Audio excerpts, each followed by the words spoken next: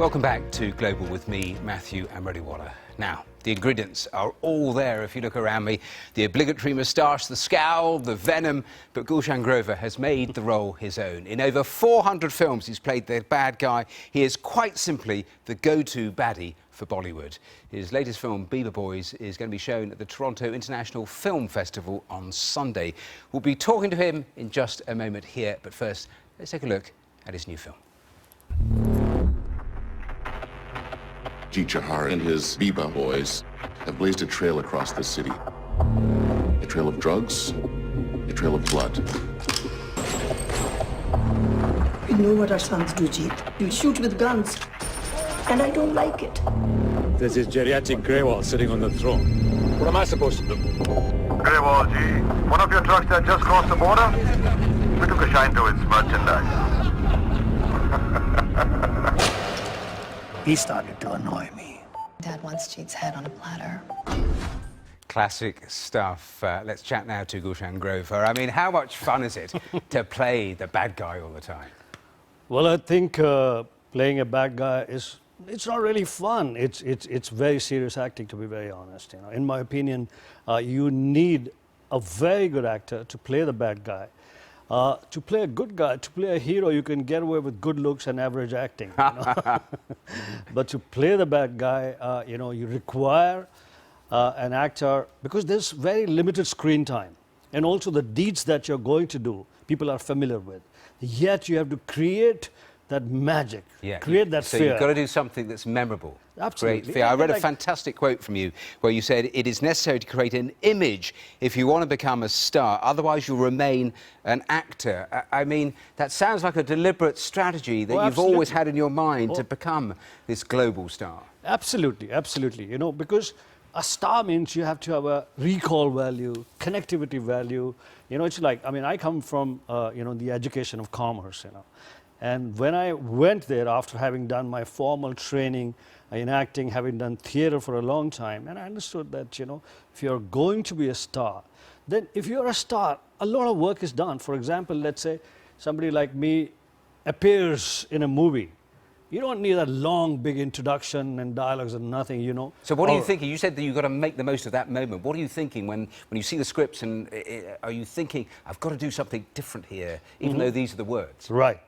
No, no, absolutely, absolutely, because film after film, if you do not do anything different, you know, it's not going to work for the film. You know, forget about it's going to work for you as an actor, but it's not going to work for the film. It's going to be terrible. So you have to think of newer things, more effective way, and also you have to be continuously evolving, because the face of the baddie in society is changing. You know, I mean, like so you've never craved to be the romantic lead, the one that everyone loves, adores, gets the girl?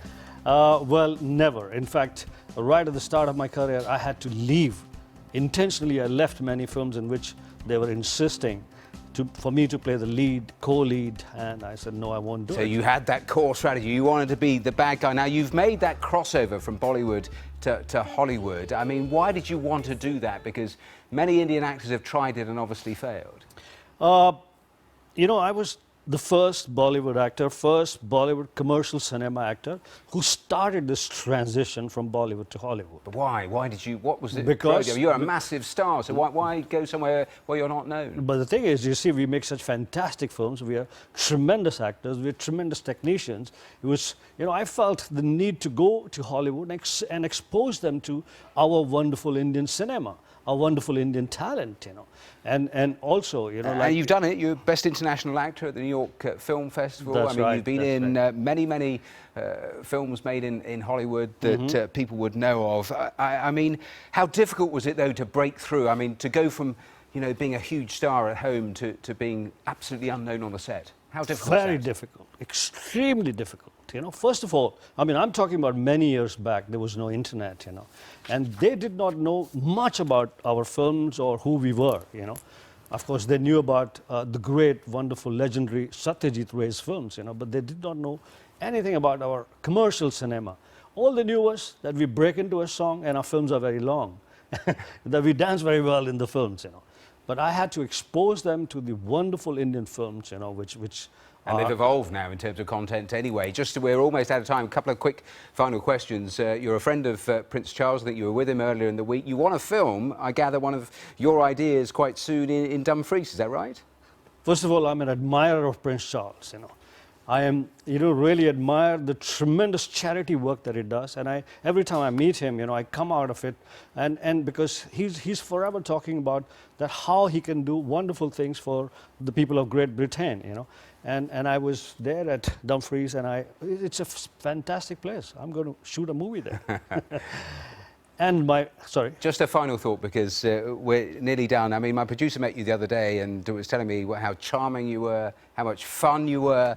I mean, do you ever worry that that secret might get out and your whole career of bad guys, the roles will dry up? No, it's not going to happen. You see my film Beeba Boys, that's at Toronto Film Festival, that's a London Film Festival, and in that I play the baddie, Garewal the Kingpin.